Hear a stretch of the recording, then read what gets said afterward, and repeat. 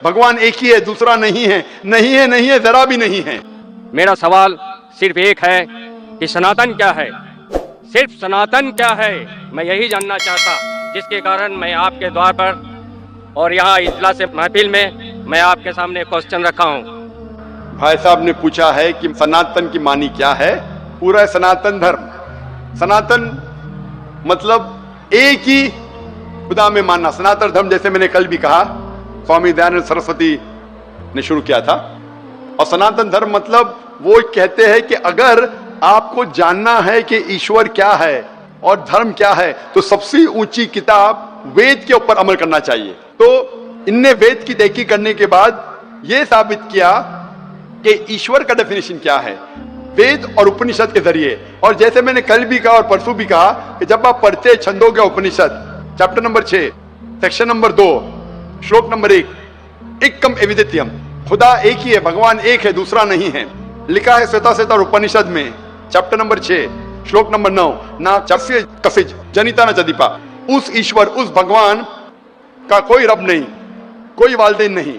लिखा है श्वेताश्वेतर उपनिषद में चैप्टर नंबर 4 श्लोक नंबर 19, न तस्य प्रतिमा अस्ति, उस ईश्वर की कोई प्रतिमा नहीं। प्रतिमा एक संस्कृत लफ्ज है जिसके मानी है अक्स, picture, photograph, painting, idol, sculpture, statue. उस ईश्वर उस भगवान की कोई प्रतिमा नहीं, कोई अक्स नहीं, कोई पिक्चर नहीं, कोई पेंटिंग नहीं, कोई फोटोग्राफ नहीं, कोई स्टैच्यू नहीं, कोई आइडल नहीं। यही चीज लिखा है यजुर्वेद के अंदर चैप्टर नंबर 32 श्लोका नंबर 3, न तस्य प्रतिमा अस्ति, उस ईश्वर उस भगवान की कोई प्रतिमा नहीं, कोई अक्स नहीं, कोई पिक्चर नहीं, कोई पेंटिंग नहीं, कोई स्टैच्यू नहीं, कोई पोर्ट्रेट नहीं। और जो ब्रह्म सूत्र हिंदुइज्म का, एकम ब्रह्म द्वितीया नास्ते नेना नास्ते किंचन, भगवान एक ही है, दूसरा नहीं है, नहीं है, नहीं है, जरा भी नहीं है। तो अगर आप ये जान ले कि भगवान एक है, उसका अक्स नहीं है और सिर्फ उसी की इबादत करना चाहिए, ये मेन ऑब्जेक्टिव है सनातन धर्म का। तो आप समझ चुके सनातन धर्म क्या है भाई साहब? फिलहाल कुछ बोलना चाहेंगे? हाँ बोलिए भाई साहब। सनातन धर्म एक सनातन धर्म नहीं होता, जो मानव जन्म में मानव रूप में इस धरती पे आता है वो सनातन होता है। और सनातन का कोई धर्म नहीं होता।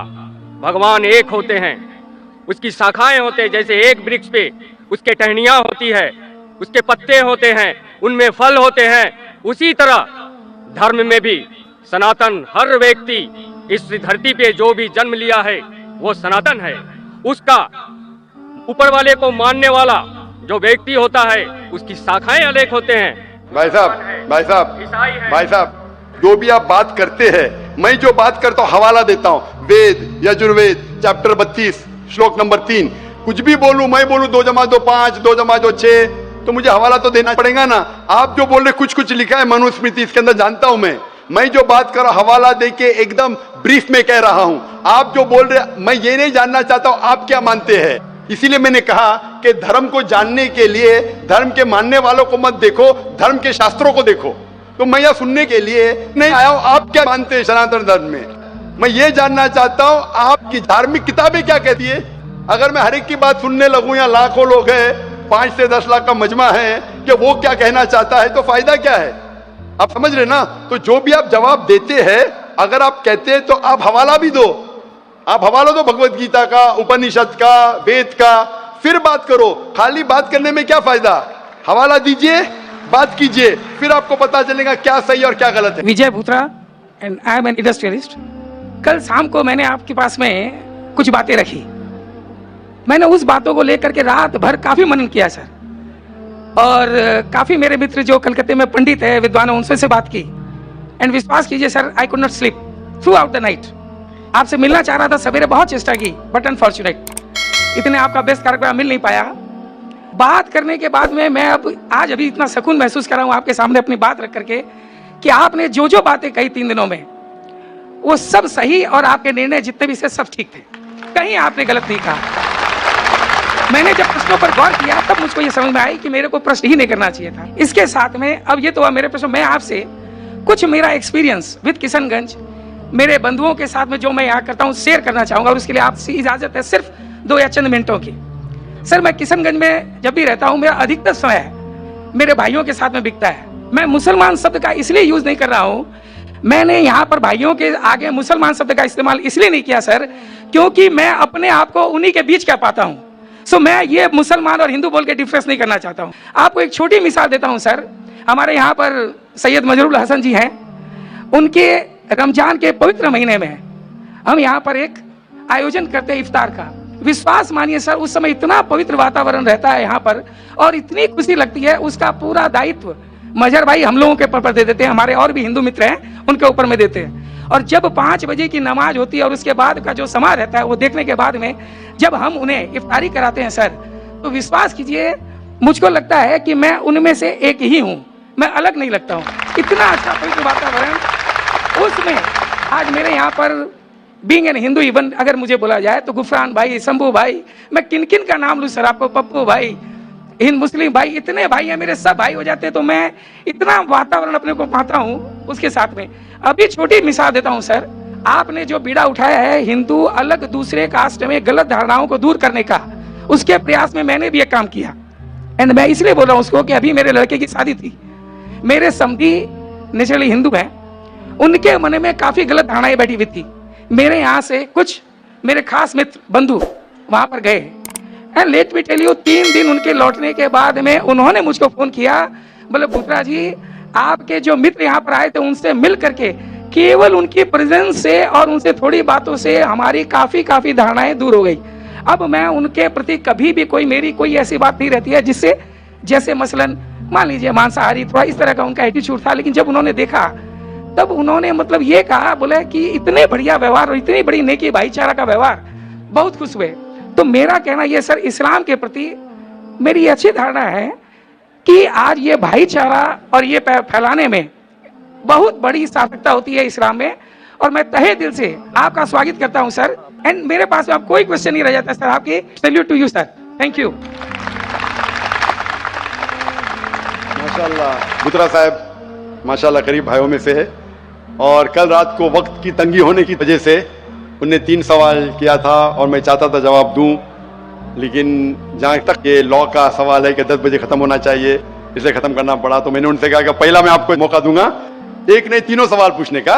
लेकिन बुत्रा साहब ने कहा कि पूरी रात नहीं सोई, उनने कोशिश की, पंडितों से पूछे और चेक किया जो मैं चाहता हूँ, और उन्हें इत्मीनान हो गया कि जो भी मैंने कहा सच कहा माशाल्लाह। और मैं आपका शुक्रगुजार हूँ कि आपकी ये शहादत मेरे जवाब से और अच्छी है माशाल्लाह, मेरी तकरीर से अच्छी है। और यही मेरा हमेशा फलसफा रहा, मैं कभी भी नहीं चाहता हूं कि हिंदू मुस्लिम में कभी भी भेदभाव हो या कभी भी आपस में नफरत हो। जरूरी नहीं कि जो मैं बोलता हूं हर एक आदमी बात माने, और जो मेरी बात नहीं मानता है उसको मैं पहला मौका देता हूं ताकि जो हमारे दरमियान जो गलत फहमी है वो दूर हो। इसीलिए मुझे बहुत दुख हुआ कि मैं आपका जवाब न दे सका कल, बहुत दुख हुआ मुझे। कहूँगा सिर्फ, हाँ जी बोलिए। मुझे याद है आपका प्रेस इंटरव्यू, जब आप जिस दिन यहाँ पर किशनगंज में आए थे तो किसी पत्रकार ने आपसे कहा था कि मंजिल एक है, रास्ते अलग अलग हैं क्या? तब आपने तुरंत उन्हें जवाब दिया रास्ते भी एक है। उस दिन से लेकर के कल उस विचार पर भी मैंने सोचा, तो वास्तव में आपका कथन एकदम सही है सर। मैं इसमें थोड़ी तब्दीली करता हूं अपने मन से कि मंजिल भी एक है सर, रास्ते भी एक है। हम हो सकता है रास्ते में अकेले चलने में थोड़ा घबरा जाते हैं, इसलिए किसी का सहारा ले लेते हैं, मूर्ति पूजा या किसी का सहारा ले लेते हैं, बट कहीं दूर तक जाने के बाद में अल्टीमेटली आप और मैं और तू एक हो जाते हैं, और फिर केवल रह जाता है हम। भाई साहब बुत्रा साहब, आप बोलते कहीं ना कहीं आगे जाके एक होते, मेरी ख्वाहिश है कि यहाँ से एक हो। अगर यहाँ से एक हो जाए ठीक बात, तो बात ही कुछ और है। थोड़ा डर लगता है सर। मैं चाहता हूँ कि आपके साथ में ज्यादा वक्त बिता, कहीं आगे जाके एक हो तो बहुत दूर हो जाएगा, कभी हम रहे ना रहे। मेरी ख्वाहिश है कि हिंदू मुस्लिम यहाँ से एक हो। सर ऐसा है, हम आपके बनस्पत हो सकता है थोड़े कमजोर दिल के हो सर, इंशाल्लाह, इसीलिए हमें किसी सहारे की दरकार पड़ती है। अब बाकी कहीं ना कहीं हम मिलते जरूर हैं सर आपसे। बहुत बहुत शुक्रिया। और जो आपके पहले जो भाई साहब ने सवाल भी किया था, जो जैन साहब थे, लोग को कभी कभी बुरा लगता है, मैंने ये कहा भाई आप भी मेरे कुरान में से कुछ ऐसी चीज बताओ जो आपके भगवत गीता आपके वेद से मिलते, वो मैं 100% मानूंगा। मैं डबल स्टैंडर्ड नहीं हूँ, लोग को लगता है क्योंकि मैं इससे बात करता हूँ, लेकिन जो लोग तहकीक करते वो मेरे करीब आते, जो लोग तहकीक नहीं करते वो हो सकता है मुझसे दूर जाते। लेकिन अक्सर जितने गैर मुसलमान मेरे तकरीर सुनते, अक्सरियत में बोल सकता हूँ क्या मोर देन 80% अल्हम्दुलिल्लाह। 80% से ज्यादा, अभी वो 90 है क्या 85 वो मैं नहीं कह सकता हूँ, या 95 है, लेकिन 80% से ज्यादा माशाल्लाह जितने गैर मुसलमानों से मिलता हूँ, हो सकता है 90% से ज्यादा, वो जब जानते हैं कि मैं दोगलेपना नहीं करता हूँ, जैसे बाकी जितने धार्मिक के हैं, धार्मिक प्रचार करने वाले, मैं बोलता हूँ आपने ये कि आप मानेंगे नहीं मानते, मैं कहता हूँ कि धार्मिक किताबों पे अमल करो और जो यकसा है कम से कम उस पे अमल करो, जो डिफरेंस है वो बाद में, क्योंकि जो आपने कहा मैं भगवत गीता से भी कोट कर सकता था, क्योंकि भगवत गीता है वो निचोड़ है वेद की, और भगवत गीता में भी चैप्टर नंबर 7 वर्स नंबर 20 में लिखा है क्या all those whose intelligence has been stolen by material desires they worship demigods, मतलब जो लोग की भावना पैसे से खींची जाती है वो लोग गलत खुदा की इबादत करते हैं।